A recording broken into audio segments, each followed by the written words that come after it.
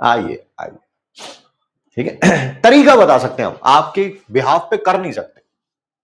मैंने last class में specially इसी कारण बोला था, आपको अपना मेंटल लेवल चेंज करना ही पड़ेगा।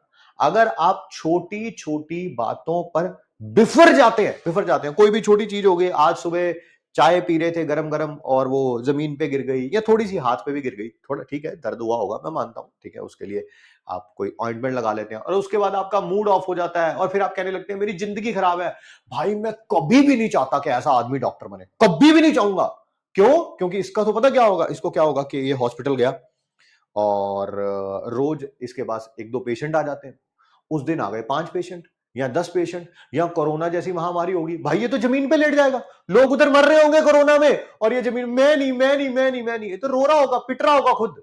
भाई ऐसे आदमी को कभी डॉक्टर नहीं बनना चाहिए। डॉक्टर हैज टू बी, है ना, पागलों के डॉक्टर हो तब भी भैया उसका मेंटल लेवल ठीक होना चाहिए। मेंटल, फिजिकली वो ठीक हो या ना हो, उसका हाथ फ्रैक्चर हो, वो चल ना सकता हो, है ना, कोई बहुत ज्यादा काम ना, वो चल जाएगा फिर भी, बट मेंटल लेवल उसका ठीक होना चाहिए। वो खुद ही पागल होगा, वो दूसरों को सही क्या करेगा? वो खुद ही पागल होगा, वो दूसरों को सही क्या करेगा? है ना, डॉक्टर के पास आप गए, आपने बोला डॉक्टर साहब ये गंभीर प्रॉब्लम तो नहीं है, डॉक्टर उधर से ही रोना शुरू कर दे, है मर जाओगे आप, ठीक है, वो आदमी तो उसी टाइम मर गया, वो आदमी तो उसी टाइम मर गया बेचारा, है ना। तो ऐसे आदमी को डॉक्टर बनना भी नहीं चाहिए भाई, है ना। Those who have the habit of nagging and sulking can't be a doctor, shouldn't be a doctor. That's why I am hell scared of this year's result. कि ऐसे बहुत सारे महारथी गलती से बन जाएंगे भैया, अगर कुछ ना किया एनटीए ने। नुकसान आम आदमी का, आपका और मेरा। जितने पैसे उस पेपर लीक में लिए होंगे ना, उसका टारगेट होगा, उसका टारगेट होगा पहले 5 साल में उससे कम से कम 5 गुना निकलवाने हैं, ठीक है, कैसे भी करके निकलवाने हैं, कैसे भी करके निकलवाने हैं, ठीक है।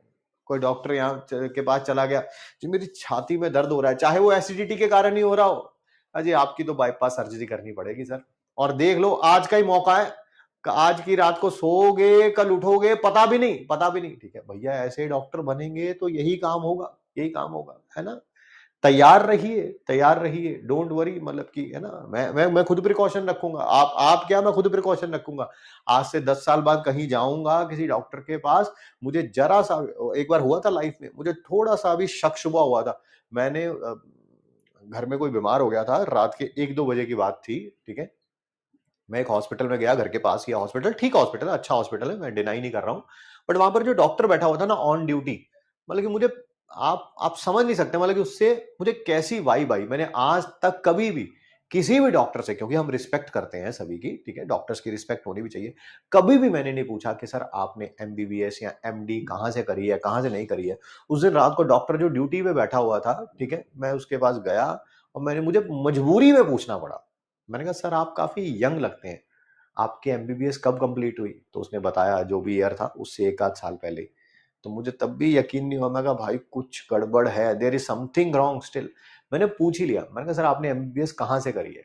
फिर जब उसने जवाब दिया ना कहाँ से करी है, तब मुझे पता चल गया कि हाँ मेरी गट फीलिंग बिल्कुल सही कह रही है। मैं नहीं बताऊंगा कहाँ से करी है, वो मेरा काम नहीं है बताना, मैं डिमीन नहीं करना चाहता किसी भी जगह को, बट मेरी वो जो गट फीलिंग थी वो बिल्कुल सही थी। तो आज आज आपसे 10 साल बाद आप सबसे भी निवेदन है कि आप, है ना, जितने भी लोग डॉक्टर बन जाएंगे बहुत अच्छी बात है, नहीं बन पाएंगे तो आप जब भी किसी डॉक्टर के पास जाएंगे उससे जरूर पूछिए सर एमबीबीएस कौन से ईयर में पास करी थी आपने, 2024 वाला हो तो चुप करके वहीं से कहीं से पतली सी गली से निकल जाना भैया, ठीक है, जिंदगी का सवाल है यार, कोई छोटी मोटी बात होती बंदा कहता कोई बात नहीं यार, ठीक है।